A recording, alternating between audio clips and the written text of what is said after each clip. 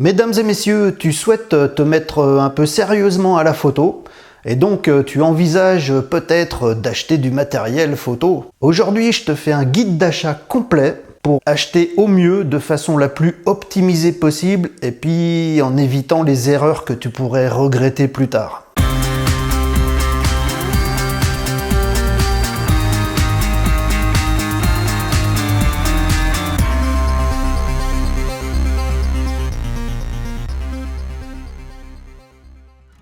Mesdames et messieurs, je viens de faire juste avant cette vidéo une vidéo qui explique un petit peu s'il est vraiment utile d'acheter un appareil photo déjà dans un premier temps. Tout dépend de ta pratique photo justement. Si jamais tu shootes ponctuellement mais que tu t'es pas encore senti l'âme consciemment du photographe, quoi, que tu shootes à l'occasion ponctuellement, dans cette vidéo précédente, j'expliquais que finalement le smartphone de nos jours est extrêmement performant et ça vaut peut-être pas le coup d'acheter dans un appareil photo parce que ton smartphone il va très bien faire le travail quand tu shootes comme ça occasionnellement sans te sentir l'âme photographe. Par contre aujourd'hui, comme c'est un guide d'achat qui s'adresse aux gens qui apparemment ont vraiment choisi de se mettre sérieusement à la photo, et puis qui sentent que justement le smartphone ça va peut-être pas suffire à leur pratique de photographe, amateur ou passionné ou même pro de toute façon. Donc on va oublier le smartphone parce que si on veut se mettre sérieusement à la photo, il va falloir quelque chose d'un petit peu plus compétent, mais ça j'explique tout dans la vidéo précédente. Après, mesdames et messieurs, la première catégorie qu'on peut rencontrer, avant les compacts experts, il y a les tout petits compacts. Alors là, les tout petits compacts, je crois que même ils en fabriquent même plus. Là, c'est carrément mort parce que le smartphone, il fait 10 fois mieux. Donc, les petits compacts traditionnels, c'est complètement inutile de nos jours si vous avez déjà un smartphone parce que ça fera sans doute moins bien. Donc, c'est de l'argent perdu pour rien. Par contre, juste au-dessus, il y a ce qu'on appelle les compacts experts. C'est des tout petits boîtiers, très légers et très compacts. Mais bien que les smartphones leur fassent déjà une très grosse concurrence à l'heure actuelle, ça peut encore valoir le coup si vraiment vous voulez quelque chose de vraiment tout petit, de très compact, de très léger, hyper transportable, qui tient dans la poche, et que vous souhaitez quand même avoir une meilleure ergonomie que le smartphone, parce que le smartphone, vous savez, c'est un petit machin tout plat. Quand on veut se mettre sérieusement à la photo, shooter un peu volontairement toute l'année pour vraiment faire de la photo, le smartphone, ça a beau être performant, au niveau ergonomie, c'est pas très plaisant, quoi, à la longue. Donc le petit compact expert, c'est sûr que l'ergonomie est nettement meilleure. Son petit plus aussi, c'est que son capteur va être un peu plus grand. Dans les smartphones, on a vraiment des capteurs très petits. Et en général, les compacts experts, en général, c'est des capteurs déjà de 1 pouce, qui est déjà nettement plus gros. Donc, ce sera meilleur en basse lumière, ce sera plus qualitatif. Et souvent, sur ces compacts experts, on a aussi des très bonnes optiques. Et surtout, des optiques souvent avec un zoom qui vous permet de passer de grand angle à petit téléobjectif, mais de façon physique. Parce que vous savez que dans un smartphone, quand vous souhaitez zoomer, finalement, vous zoomez dans l'image, c'est-à-dire vous croppez dans l'image, et puis finalement, vous perdez de la résolution. Ça grossit les pixels. Donc vous perdez en qualité finalement, parce que vous croppez numériquement dans l'image pour zoomer. Alors que là, les compacts experts, ils ont une optique intégrée, de bonne qualité la plupart du temps, et le zoom est mécanique, c'est-à-dire que vous avez un vrai zoom mécanique, donc vous gardez la même résolution que vous soyez à grand angle ou au maximum à petit téléobjectif. Donc voilà, c'est les trois avantages, l'ergonomie qui sera meilleure, le capteur qui sera un peu plus gros, donc plus qualitatif, et une vraie optique de qualité qui permet de zoomer optiquement et non pas numériquement. C'est les seuls gros avantages par rapport au smartphone, mais c'est vraiment pour les gens qui souhaitent vraiment garder absolument quelque chose de tout petit, d'hyper compact, mais plus agréable à utiliser et un tout petit peu plus qualitatif, mais c'est guère mieux que le smartphone de nos jours. Donc est-ce que ça vaut le coup d'acheter ça ? parce que franchement, les smartphones, ils ont vraiment nettement évolué, hein, et ils vont faire quasi le même boulot qu'un compact expert, surtout qu'un smartphone, on peut aussi tout débrayer les automatismes, passer en mode manuel et leur demander des fichiers RAW pour développer soi-même dans des logiciels prévus à cet effet, quoi. Donc on est en droit de se poser la question. Moi j'ai un petit compact expert, un Canon G7X Mark II, je m'en séparerai jamais, j'ai commencé avec, c'est très qualitatif pour ce que c'est, rapport qualité-prix, et c'est vrai que l'ergonomie c'est mieux, c'est plus agréable à utiliser, ça fait des belles photos, et je peux shooter tout en manuel, prendre mes fichiers RAW, les développer moi-même, enfin voilà, pour de l'hyper transportable, c'est quand même vachement sympathique. J'en achèterai pas à l'heure actuelle, mais comme j'en ai déjà un, c'est sûr que je vais pas m'en séparer parce que je l'aime beaucoup. Et je m'en sers encore quand je vais me balader puis que j'ai pas envie de prendre le super gros boîtier, quoi. Mais voilà, ça, c'est à vous de voir. Si vous voulez vraiment de l'hyper compact, c'est à vous de voir. Mais moi, je vais pas conseiller ça forcément parce que le smartphone, il est pas loin derrière. Ensuite, mesdames et messieurs, il y a la gamme de ce qu'on appelle les bridges. Alors les bridges, là, je ne vais pas conseiller non plus, sauf si c'est vraiment, par exemple, pour le voyage. Si vous voyagez beaucoup, que vous adorez prendre énormément de photos lors de vos voyages, le bridge, il reste un peu intéressant dans le sens où, lui aussi, il aura un capteur en général de 1 pouce, ce qui est quand même plus gros que le capteur du smartphone. Lui aussi, il a une optique intégrée, souvent, alors là, c'est des très gros zooms sur les bridges, c'est pour ça que je parle de voyage, hein. C'est parce qu'il y a des très gros zooms optiques, donc sans cropper dans l'image, sans perdre en résolution, et qui vous permettent de franchement aller loin. Donc en voyage, vous partez du grand angle, quand vous faites vraiment du paysage grand angle, mais quand vous ne pouvez pas aller à pied vers votre sujet, et puis que vous voulez vraiment resserrer sur votre sujet qui est un peu loin de vous, là il y a vraiment des zooms optiques très puissants sur les bridges qui permettent d'aller très loin et tout en gardant de la qualité. Donc c'est très bien pour le voyage, mais c'est gros un bridge, c'est presque aussi gros qu'un hybride, quoi. Enfin c'est même aussi gros qu'un hybride, un bridge. Et donc c'est pas hyper transportable. Pour faire de la photo toute l'année de tous les jours, je conseille pas ça du tout parce qu'un hybride ce sera le même poids, le même gabarit tout en étant nettement plus performant qu'un bridge. Le bridge c'est vraiment, selon moi, encore potable que pour le voyage parce que justement vous pouvez zoomer beaucoup et puis faire de la photo quand même assez qualitative. Faire du mode manuel, demander des fichiers RAW pour les développer vous-même, tout ça avec un capteur d'1 pouce. Mais c'est tout, quoi. Ça répond plus qu'à ça de nos jours parce que c'est largement dépassé par les hybrides. Donc voilà, le bridge comme le compact expert, c'est vraiment si vous avez un besoin spécifique, mais c'est pas ce que je vais conseiller en premier.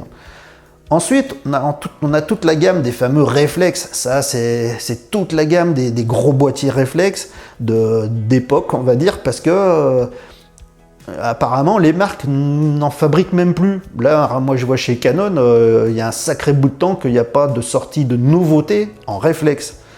En hybride, oui, mais en réflexe, ça stagne beaucoup. Parce que je crois qu'on entre sérieusement dans l'ère des hybrides et on abandonne petit à petit l'innovation en réflexe.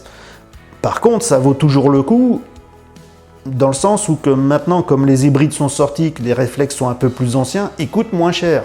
Et ils restent quand même tout à fait performants, hein. Les réflexes, c'est ce qu'on a eu pendant de très longues années jusqu'à la naissance des hybrides. Tous les pros utilisaient des réflexes et tout ça. C'est des boîtiers fantastiques qui fonctionnent très bien. La seule différence avec un hybride, le réflexe, c'est que le réflexe a une visée optique neutre et naturelle. C'est-à-dire qu'il y a un miroir installé à l'intérieur, tout en haut du réflexe, il y a un miroir. Et en fait, toute la lumière réfléchie par votre scène dans votre objectif, elle est réfléchie par un miroir qui renvoie dans le viseur. Ce qui fait que dans le viseur, vous voyez vraiment la réalité. Telle que si vous enlevez le viseur, vous voyez la réalité. Si vous mettez le viseur, vous voyez la même chose. Il n'y a aucune transformation puisque c'est juste un effet miroir. Et par contre, le désavantage de ça par rapport aux nouveaux hybrides, c'est que vous ne vous rendez pas compte du résultat que vous allez obtenir avec vos réglages quand vous êtes en train de faire une photo, parce que vous faites des réglages qui vont donc influencer le rendu final de votre photo, mais vous, dans la visée optique, vous voyez toujours par le miroir ce qu'il y a en réel, sans voir l'effet des réglages que vous êtes en train de faire, sans voir le résultat final. Après, on a fait ça, je vous dis, pendant de très longues années, et puis on faisait de la superbe photo, parce qu'après, une fois que vous savez l'utiliser, que vous savez maîtriser votre appareil, votre exposition, vous savez aller chercher le rendu de votre image avec vos réglages, vous savez ce que vous allez obtenir intuitivement, même sans le voir tout de suite, quoi. Et puis après, vous pouvez quand même vérifier après coup sur l'écran arrière, hein, vous pouvez revoir tout de suite votre photo sur l'écran arrière fini, pour vous dire, ah bah non, là ça va pas, il va falloir que je modifie puis que je la refasse la photo. Mais donc voilà, c'était l'ancienne génération, les réflexes, ça c'est excellent, mais il y a quelques désavantages par rapport aujourd'hui aux hybrides. Mais par contre, je le conseille dans le sens où, selon votre budget, en neuf ou en occasion, ça vaut vachement le coup encore d'en acheter si votre budget il n'est pas énorme, parce que ça, vous pourrez peut-être trouver des réflexes neufs quasi aussi performants qu'un hybride, mais moins cher parce qu'il sera plus ancien, ou de nos jours, comme beaucoup de gens sont passés à l'hybride, il y a un marché de l'occasion sur le réflexe énorme, et donc là c'est le jour ou jamais, si vous avez un petit budget, de plutôt vous tourner sur de l'occasion en réflexe, parce que à faible coût, vous allez pouvoir obtenir du matériel vraiment très pointu, très performant. Alors que dans les hybrides, l'occasion, il y en a moins parce que c'est quand même assez récent, donc il n'y a encore pas un gros marché de l'occasion en hybride autant que pour les réflexes. Et ensuite, dernièrement, mesdames et messieurs, il y a les hybrides, donc ça c'est la nouvelle génération. C'est tout pareil que le réflexe, même fonctionnement, tout pareil, sauf qu'il n'y a plus de visée optique naturelle par un miroir, mais c'est un petit écran dans l'œilleton. Dans l'œilleton, en fait, vous avez un écran identique au gros écran qu'il y a derrière l'appareil. Et en fait, dans cet écran, donc il y a la scène qui est capturée par votre objectif sur le capteur, mais au lieu de voir la scène par miroir comme dans un réflexe, en fait, il y a l'écran avec l'interprétation du rendu, une interprétation logicielle du rendu par rapport à vos réglages. Ce qui fait que vous ne voyez pas la réalité comme à l'œil nu, mais vous voyez votre image finie avant même de shooter. C'est ça le gros avantage, c'est que pendant que vous êtes en train de faire vos réglages, dans l'œilleton, comme sur l'écran, vous voyez ce qui est en train de se passer sur votre image pendant que vous faites vos réglages. Et une fois que vous avez fini vos réglages, vous voyez déjà le rendu final que vous aurez juste avant de cliquer. Et ça, c'est quand même assez intéressant. Vraiment. Ça va faire un peu comme le Compact Expert. Le Compact Expert, souvent, il n'y a pas d'œilleton, mais il y a un petit écran derrière et c'est pareil. Pendant que vous faites les réglages, vous voyez les modifications réelles sur le rendu de l'image et au moment de shooter, vous voyez déjà votre image finie juste avant de cliquer, quoi. Bon, l'hybride, c'est pareil, mais aussi dans l'œilleton où c'est carrément un petit écran dans l'œilleton. Et donc, comme il n'y a pas ce système sur les hybrides qu'il y a sur les réflexes avec la levée du miroir, tout ça, il y a moins de système mécanique, ça permet d'avoir, pour les mêmes performances, des boîtiers qui sont un peu plus petits, un peu plus légers, un peu plus compacts. Et ça, c'est pas inintéressant non plus. Voilà, mesdames et messieurs, ça c'était les grandes catégories. Donc pour résumer les grandes catégories, si vous avez un smartphone que vous shootez pas beaucoup, ça vaut pas le coup d'acheter un appareil photo. Par contre, si vous voulez vraiment vous mettre à la photo, le smartphone, c'est vrai, on a vu dans la vidéo d'avant, ça va pas suffire pour diverses raisons. Je vous invite à regarder la vidéo d'avant que j'ai mis dans la petite fiche. Le bridge, de nos jours, c'est pas très intéressant, mais sauf si vraiment c'est pour le voyage et puis vous n'avez pas envie de vous embêter avec plein d'objectifs différents, avec une petite valise avec plein d'objectifs différents, le bridge avec son super zoom, il vous permettra d'être hyper polyvalent.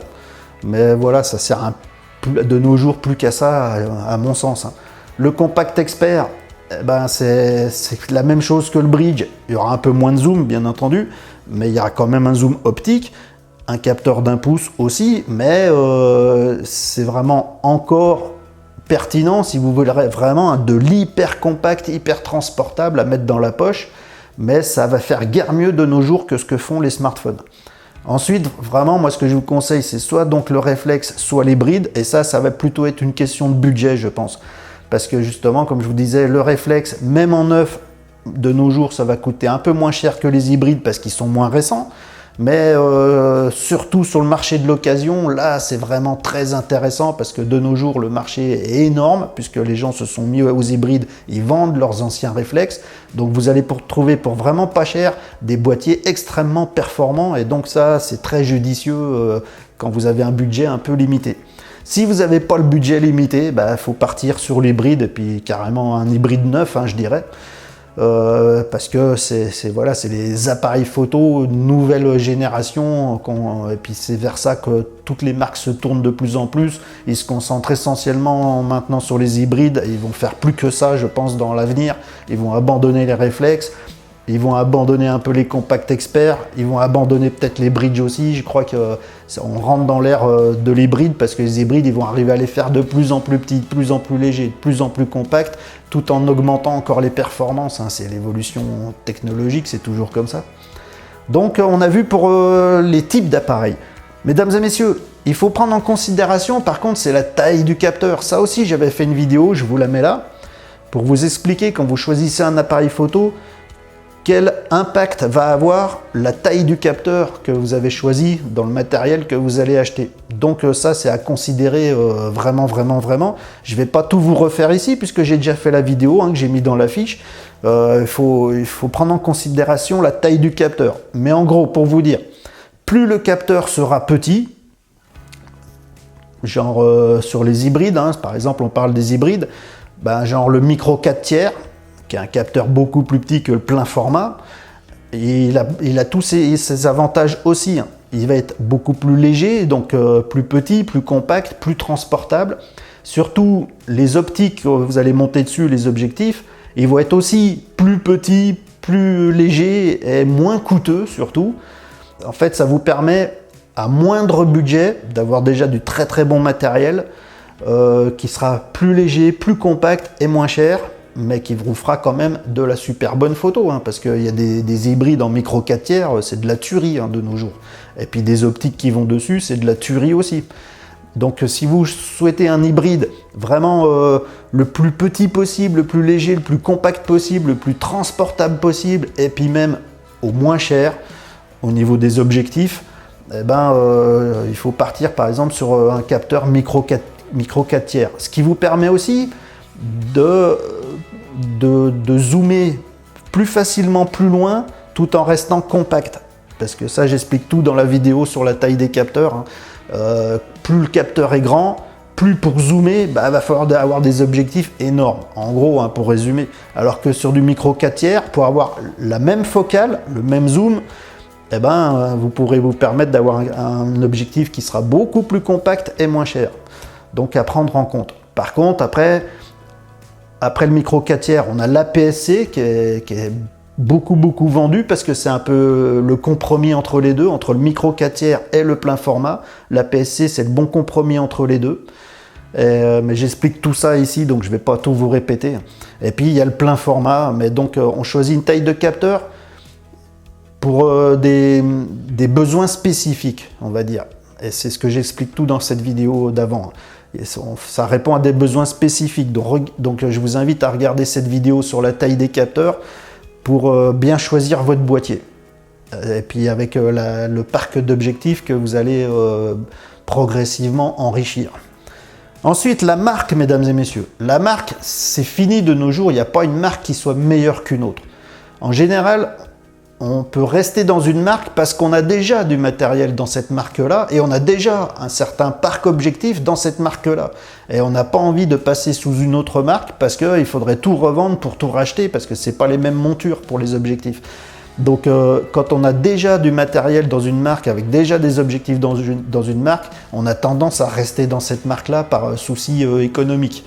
Mais si vous commencez la photo, ça va être votre premier matériel que vous allez acheter, votre premier appareil photo, vous en foutez de la marque parce que de nos jours, toutes les marques se valent dans le sens où pendant un temps, il y a une marque qui va sortir un nouveau boîtier avec des innovations, qui va dépasser un peu la concurrence, mais ils font tout ça, c'est-à-dire par exemple pendant 6 mois, Canon il va sortir un nouveau boîtier qui a des specs un peu meilleurs que la concurrence, donc ils vont dépasser un peu la concurrence pendant un temps, puis après un jour c'est Sony qui va sortir un nouveau truc, et puis pendant un temps c'est lui qui va être un petit peu en haut de l'échelle, quoi. Et après ça va être Fujifilm, ça va être Panasonic, après ça va être Nikon, enfin voilà, il n'y a pas de marque meilleure qu'une autre aujourd'hui parce que toutes elles sont concurrentes, donc toutes elles innovent, toutes elles se font la bagarre hein, sur les performances, rapport qualité-prix, et donc toutes, plus ou moins, elles se dépassent les unes les autres selon leur temps, quoi, selon les boîtiers qu'elles sortent.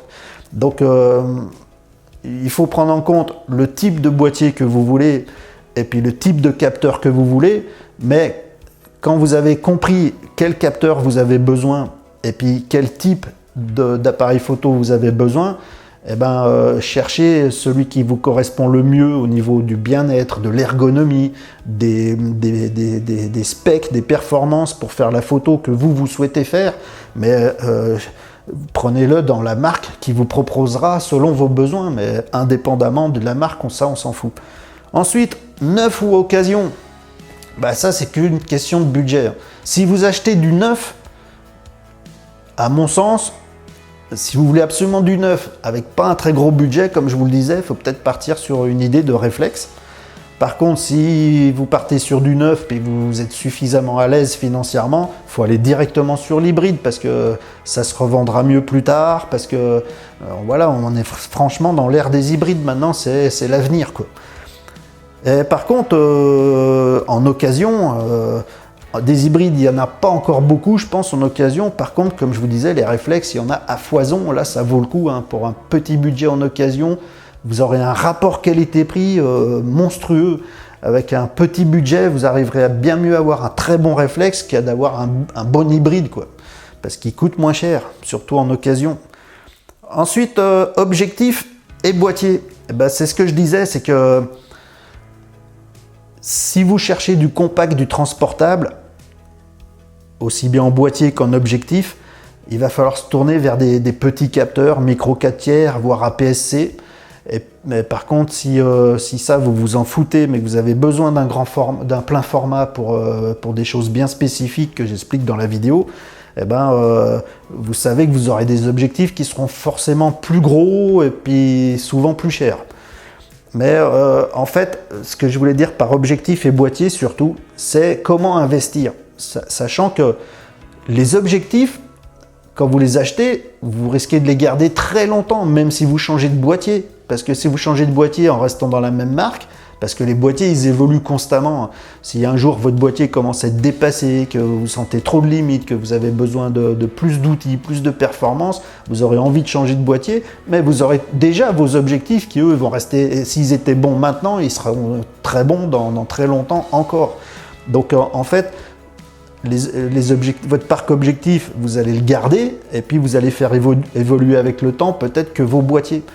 Et puis, deuxièmement aussi, ce qui fait la photo, c'est pas vraiment le boîtier, bien que quand même ça aide parce qu'il y a la qualité du capteur, etc. etc. Mais ce qui fait surtout la qualité, le piqué d'une photo, c'est la qualité optique. Donc, ce que je veux dire par là, c'est qu'il faut absolument, dans un même budget, investir plus considérablement sur les objectifs que sur le boîtier. Parce que, par exemple, si vous achetez, admettons un exemple, vous avez 3000 € de budget. Si vous mettez 2000 € dans le boîtier, puis qu'il vous reste plus que 1000 € pour acheter des objectifs, ben, qualitativement, au niveau du rendu photo, du piqué, de la qualité photo, ben, ce sera beaucoup moins bon que si vous aviez fait le contraire, d'acheter un boîtier à moins de 1000 € et puis les plus de 2000 € qui vous restent, mettre dans les objectifs. La qualité sera bien meilleure. Et surtout, comme je vous dis, les objectifs, vous allez les garder. Donc, autant dans les objectifs, c'est là qu'il faut investir. C'est eux qui font la qualité, le piqué de la photo. Donc, mettez le plus gros de votre budget dans les objectifs. Et puis, ce qui vous reste dans le boîtier que vous allez coller derrière, parce que lui, petit à petit, vous le ferez évoluer.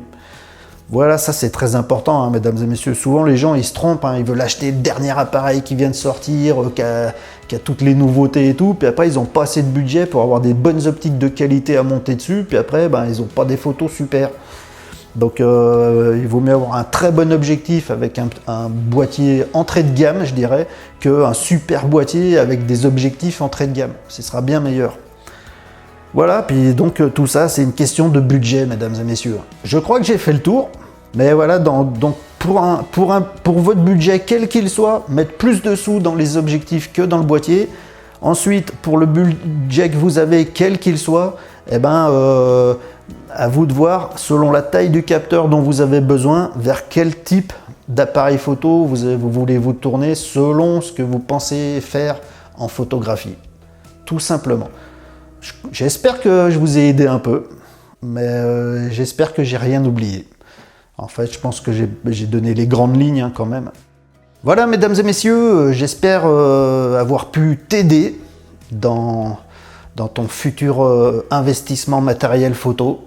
Et si c'est le cas, comme cette chaîne vient tout juste à peine de démarrer, puis que c'est la croix et la bannière pour arriver à percer un petit peu sur YouTube quand on démarre une nouvelle chaîne. Donc si tu as envie de mettre un petit coup de pouce à cette chaîne, c'est le cas de le dire. Oublie pas de mettre le petit pouce qui va bien pour les algorithmes YouTube. T'abonner à la chaîne pour m'aider, sans oublier d'activer la petite cloche des notifications pour savoir quand je vais publier du nouveau contenu. Et puis partage sans compter cette vidéo si tu penses qu'elle peut intéresser quelqu'un dans ton entourage qui justement pense acheter du matériel photo. Et puis voilà, si tu as des questions, des commentaires, n'hésite pas sous la vidéo, c'est avec grand plaisir, j'aime l'interactivité. Sur ce, je te remercie beaucoup d'avoir suivi jusqu'ici et je te dis à ciao bye. La prochaine fois, je vais faire un guide d'achat plus spécifiquement chez Canon parce que c'est la marque que moi j'affectionne particulièrement parce que j'ai commencé avec Canon, j'ai toujours été chez Canon. Canon a des très gros points forts. Et puis donc, je te ferai un prochain guide d'achat plus spécifiquement chez Canon si c'est dans cette marque que tu penses investir. Merci beaucoup, à ciao, bye. Je te ferai un prochain guide d'achat.